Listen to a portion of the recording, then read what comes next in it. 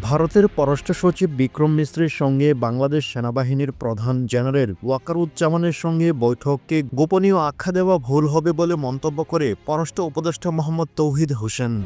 তিনি গণমাধ্যমকে বলেন, এ বৈঠক সম্পর্কে আমরা অবগত এবং এটি স্বাভাবিক কূটনৈতিক প্রক্রিয়ার অংশ। শনিবার ২৮ ডিসেম্বর ঢাকার খামারবাড়ি কৃষিবিদ ইনস্টিটিউটে ফোরাম ফর বাংলাদেশ স্টাডিজ আয়োজিত ঐক্য, সংস্কার ও নির্বাচন শীর্ষক জাতীয় সংলাপে বক্তব্য রাখার সময় তিনি একথা বলেন।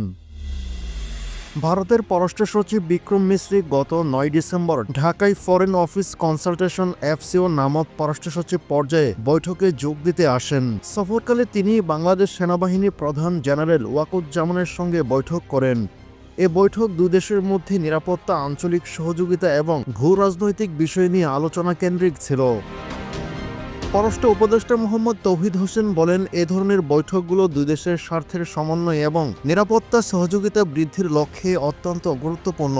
এটি কোনোভাবেই গোপন বা অসাধারণ ঘটনা নয়।